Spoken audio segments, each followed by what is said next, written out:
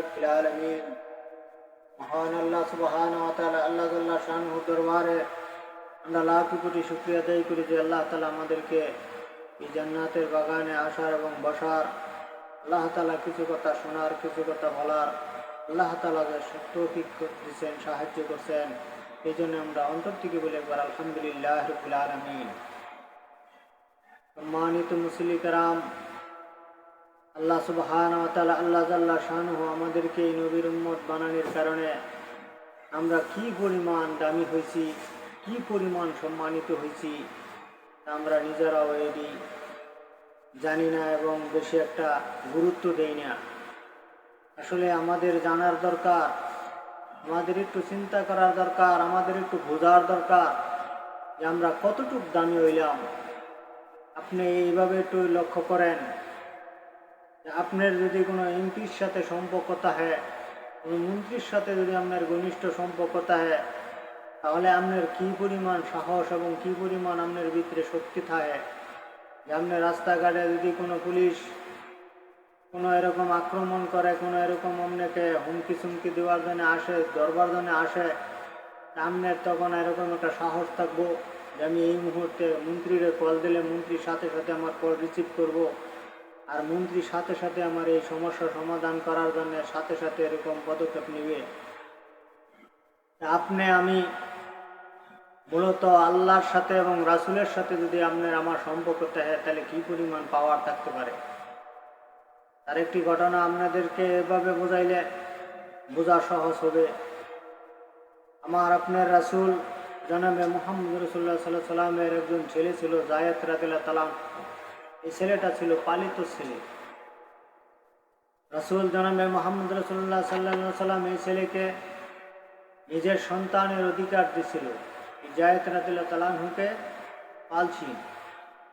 কাজেই যায়েদ রাদিয়াল্লাহু তাআলা আনহুকে একজন মুনাফিক মুসলমান অনেক এরকম আছে আমার ভাই, এরা নিজেরা আমল করতেছে, কিন্তু এই আমল জাহান্নাম থেকে বাঁচার জন্য করে না, এটি সমাজে দেখাবার জন্য করে।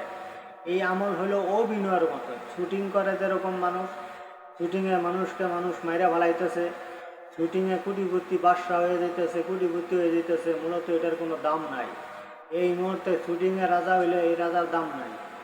শুটিংয়ে একজনে মারতেছে, একজন আরেকজনকে গালি দিতেছে, এগুলো হইলো অভিনয়, এগুলো বাস্তবের সাথে মিল নাই। কাজেই বহু মানুষ আমল করতেছে, অথচ সে কি এই কথা চিন্তা করে আমল করতেছে যে আমার এই আমলে আল্লাহ খুশি হবে, নবী খুশি হবে, এই আমলের দ্বারাই কি আমি জাহান্নাম থেকে বাঁচতে পারবো? এই আমল কি সত্যিকারে আল্লাহ রাসূলের তরিকায় মতো না, বিধান মতো না করতেছি, না আমি এই আমল মন গড়া করতেছি? এগুলো তার হিসাব মিলানোর দরকার। আসলে আপনি যদি বিশাল বড় একটা বস্তা ভর্তি আপনি তোলা নিয়ে যান, তাহলে দেখা যাইতেছে বস্তা অনেক বিশাল, বিক্রি করলে কয়েকটা মাত্র হবে।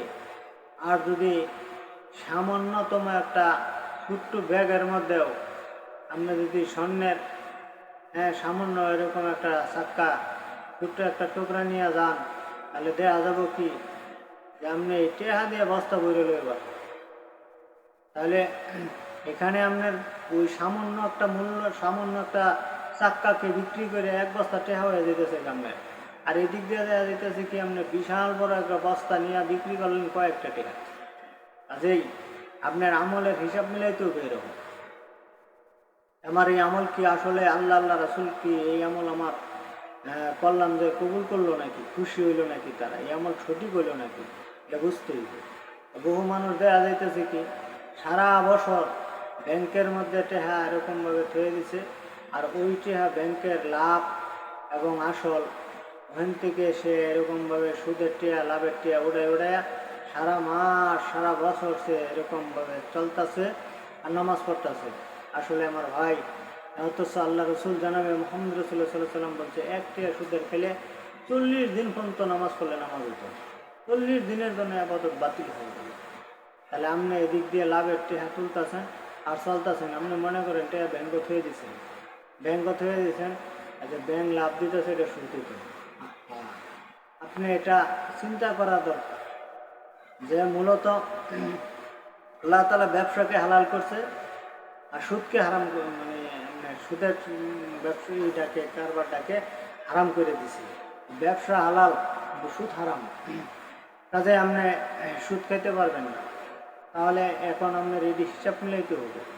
এখন আসলটা যদি আপনি আইন খাইতেন আর এই লাভের টিয়া সুদের যা পাইতেন এটা যদি আপনি এরকমভাবে দান করে দিতেন, সবের আশায় না, এমনি দান করে যদি দিতেন লাভের যে টিয়াটা আইলো, ব্যাংকে আমার টিয়াটা নিরাপত্তা এই জন্য ব্যাংকে রাখছি, কিন্তু আসল টিয়াটা আমি এনে খামো, লাভের টিয়াটা দান করে দেবো, লাভের একটা টিয়াও খাইতেন না, তাহলে এনে লেগে বৈধ হইতো। আপনি লাভও খাবেন, আসল এনে ভাঙবেন, পুনরায় আপনার বৈধ হইতো না, আরাম হয়ে যাবে। যে এই জন্য আমলে হিসাব মিলাইনি লাগবে। আসলে আমরা কত বড় দামি দেখেন, আল্লাহ রসুল জনাবে মোহাম্মদ রসুল্লাহ সাল্লাহ সাল্লামের সাথে হযরত যায়েদ রাদিয়াল্লাহু তাআলা আনহুর সম্পর্ক ছিল, আর আল্লাহ তাআলারও সম্পর্ক যায়েদ রাদিয়াল্লাহু তাআলা আনহুর সাথে ছিল। এই জন্য হযরত যায়েদ রাদিয়াল্লাহু তাআলা আনহুকে মুনাফিক মুসলমানে পাহাড়ের মধ্যে নিয়ে গেলেন। পাহাড়ের মধ্যে নিয়ে আইরা উনি তখন হযরত যায়েদ রাদিয়াল্লাহু তাআলা আনহুর হাত বেঁধে ফেললেন। হাত বেঁধে এবার বলতেছে, তোমাকে আমি হত্যা করবো। হযরত যায়েদ রাদিয়াল্লাহু তাআলা আনহু দেখলেন এখানে আমাকে হত্যা করলে পৃথিবীর কেউ আমাকে বাঁচাবার জন্য যা আসবে এখন এই মুহূর্তে এটা সম্ভব না, কারণ এই পাহাড়ে কোনো মানুষজন নাই এখন, কাজে আল্লাহ ছাড়া আমার কেউ নাই। আল্লাহ তাআলাকে রহমান করে ডাক দিলেন। রহমান করে ডাক দেওয়ার সাথে সাথে আল্লাহ সুবহানাহু ওয়া তাআলা আল্লাহ জাল্লা শানু হযরত জিবরাইল আলাইহিস সালামকে ডাক দিয়ে বলেন, এই জিবরাইল, এই যায়েদকে বাঁচাবার জন্য তুমি যাও। তাহলে চিন্তা করেন যে এই নবীর উম্মতের কাছেও হযরত জিবরাইল আলাইহিস সালাম আইছে। এই নবীর উম্মতের কাছেও, নবীর কাছে তো নবী রাসূলরা যারা ছিল এদের কাছে তো হযরত জিবরাইল আলাইহিস সালাম আইছে, কিন্তু এই নবীর উম্মতের কাছেও জিবরাইল আলাইহিস সালাম আইছে। তাহলে জিবরাইল আলাইহিস সালাম এবার আয়েশা যায়েদ রাদিয়াল্লাহু তাআলা আনহুকে বাঁচাবার জন্য কীভাবে কৌশল করলেন, দেখলেন হাত বাঁধা, লোকটা পার মারবে, মাইরা ফেলাবে, হত্যা করে ফেলাবে, কিন্তু সে হইল 7 নম্বর আসমানে সিদরাতুল মুনতাহায় হযরত জিবরাইল আলাইহিস সালাম। ওইখান থেকে জিবরাইল আলাইহিস সালাম একটা চিৎকার দিলেন, সাবধান। এই সাবধান চিৎকারটা ওই মুনাফিক মুসলমানের কানে লাগছে, আর লাগার সাথে সাথে সে থরথর করে কাঁপতে উঠছে। কাঁপতে ওঠার কারণে সে চিন্তা করলো আওয়াজ কোত্থেকে আইলো। চিন্তা ভাবনা করে আবার প্রস্তুতি নিতেছে, না কোনো লোকজনের সারা শব্দ যত নাই, আবার প্রস্তুতি নিতেছে হযরত যায়েদ রাদিয়াল্লাহু তাআলা আনহুকে মারার জন্য। ঠিক এই মুহূর্তে হযরত জিবরাইল আলাইহিস সালাম আরেকটা চিৎকার দিয়েছে, সাবধান। ওই চিৎকারের সুরে জিবরাইল আলাইহিস সালামের ওই চিৎকার শোনার পরে আতঙ্কিত হইয়া এবার সে চিন্তা করতেছে কী ব্যাপারে এই আওয়াজ কোত্থেকে আসে। আতঙ্কিত হইয়া এবার হাত থেকে তার স্পর্শ করে গেছে না। এরপরে আবার ওটা তুলছি, তুলে হেরে কয়ে আর কেউ তো নাই, আমাকা ওটাই ভয় পেতেছি। আবার যখন পার মারবো ঠিক এই মুহূর্তে আরেকটা চিৎকারের আওয়াজ এলো, প্রায় নিকটবর্তী মনে হইলো পিছন থেকে একটা আওয়াজ করলো। তখন আবার একটা চিৎকারের আওয়াজ এলো, সাবধান। তো হযরত জিবরাইল আলাইহিস সালামের এই আওয়াজটা শোনার সাথে সাথে উনি এবার ওই পাহাড় থেকে একটু খুশকি দিলেন, চুমু দিলেন। দেওয়ার পরে দেখেন যে এমন একটা লোক দাঁড়ায় রয়েছে, হাতের মধ্যে তরবারি নিয়ে। ওই লোকটায় হযরত জিবরাইল আলাইহিস সালাম যে এটা তার ওই মুনাফিক মুসলমানের চিনছে না, ওই লোকটা আয়া হেরা অনাসে এই মুনাফিক মুসলমানের কাল্লা ফেলাই দিল, গর্দান ফেলাই দিল, হত্যা করে ফেলাইল। হত্যা করে মাইরা হালানির পরে এবার যায়েদ রাদিয়াল্লাহু তাআলা হাতের বান যায় খুললেন, আর খোলার পরে এবার বলেন তুমি সেই সম্মানে নিরাপদভাবে এবার তুমি ফিরে যাও মদিনার দিকে। হযরত যায়েদ রাদিয়াল্লাহু তাআলা বললেন তখন যে কে আপনি, এই বিপদের সময় আপনি আমাকে বাঁচাইলেন? বলল আমি আল্লাহর ফেরেশতা জিবরাইল। যে আপনি কি করে জানলেন? তখন বললো যে আমাকে আল্লাহ তাআলা, হ্যাঁ তুমি যখন রহমান করে আল্লাহর ডাক দিছ, আমি সিদরাতুল মুনতাহায় ছিলাম, ওখানে আল্লাহ তাআলা আমাকে বলছে তাড়াতাড়ি যাও, যায়েদকে বাঁচাও, যায়েদকে হত্যা করে ফেলাবে, মেরে ফেলাবে। আমি ওখানে 7 নম্বর আসমান থেকে আমি সিদরাতুল মুনতাহায় থেকে আমি আওয়াজ করছি সাবধান। ওই আওয়াজ এসে একটু লেট করছে। দ্বিতীয় যে আওয়াজটা করছি ওই আওয়াজটা আমি করছি এরকমভাবে প্রথম আসমান থেকে।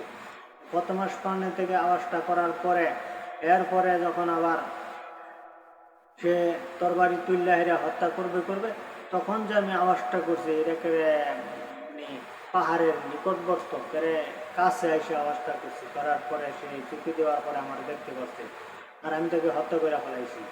আর এখন সে যত মারা গেছে, জাহান্নামী হয়ে গেছে, তুমি এবার সয় সম্মানে এরকম যাইতে পারো।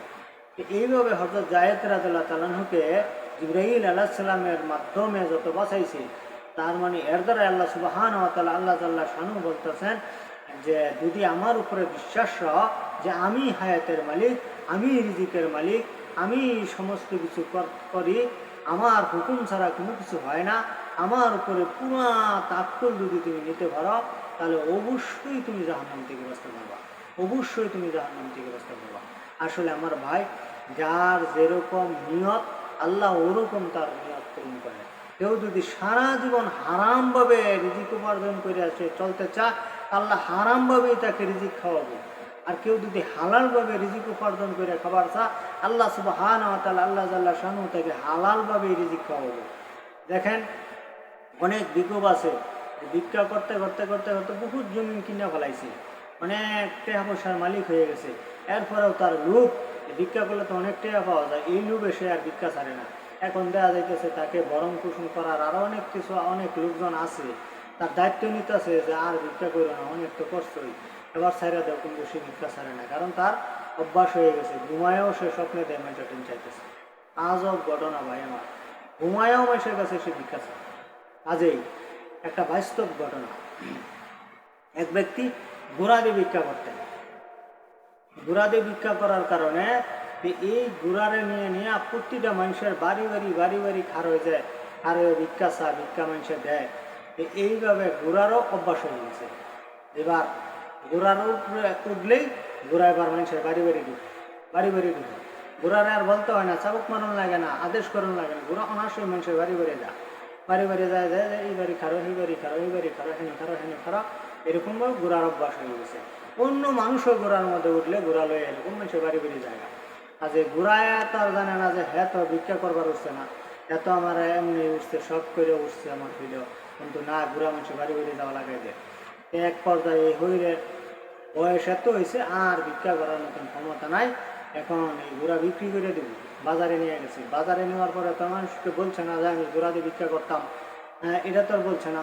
তাদের বাজারে ঘোড়া বিক্রি করার পরে এবার যে ঘোড়া কিনছে সে তো ঘোড়ার পৃষ্ঠের মধ্যে উঠছে, উঠার পরে এবার ঘোড়া তো এবার বাড়ি যেদিকে আনবার চাইছে যেদিকে না এয়া ঘোড়া খালি যায় ঘুরে ঘুরে ঘুরে ঘুরে যায় মানুষের বাড়ি বাড়ি খারাপ, এই বাড়িতে খারাপ, এই বাড়িতে খারাপ, এই বাড়িতে বড় মুসিবতের মধ্যে বলছে। ঘোড়া তো এবার মানুষের বাড়ি বাড়ি খারাপ, এইবারে হোক বাড়ি যদি 10 মিনিট করে খারাপ, এইভাবে এই বাড়িতে খারাপ, এই বাড়িতে খারাপ, তাহলে দেখা গেল 1 কিলো রাস্তা, 1 মাইল রাস্তা যদি আবার যাচ্ছে তো তার লেগে যাবো 10 ঘন্টা। কাজে না দেয় প্রতিদিনই ঘোড়া দিয়ে তো তার আর কোনো কাম করা হবে না। ঘোড়ার মধ্যে উঠলেই ঘোড়া খালি মানুষের বাড়ি বাড়ি যায়। কাজে সে চিন্তা করবে ব্যাপারটা কি, ঘোড়া এরকম করে কি। কাজে পরে সে তল্লাশি নিয়ে দেখলো যে মূলত এই ঘোড়া যে আগে পালতো, ওই ঘোড়ার মধ্যে উঠে সে ভিক্ষা করতো। আর এই ভিক্ষা করার কারণে ভিক্ষুকের যে এই ট্রেনিংটা যে দিছে এই ঘোড়ার ভিতরে এই ট্রেনিং রয়ে গেছে, যে মূল্যে হ্যাঁ উঠুক এটাই হ্যাঁ করে। যে মানুষের এরকম এক স্বভাব, মানুষ যা নিয়ত করবো আল্লাহ ওই নিয়তের উপরে তাকে দিবে। মানুষ যদি নিয়ত করে আমি সারা জীবন হারামভাবে কোনো হারামি খাওয়াবো, হালাল নিয়ত করলে হালালি খাওয়াবো, আপনি নিয়ত বাই চেঞ্জ করে ফেলান, আল্লাহ সুবহানাহু ওয়া তাআলা আল্লাহ জাল্লা শানুর উপরে আপনি এরকম তাক করলেন, তাহলে আল্লাহ তাআলা আপনাকে এরকমভাবে অবশ্যই সাহায্য করব, যাবিত সমস্ত গুনাহ থেকে আপনি বাঁচতে পারবেন।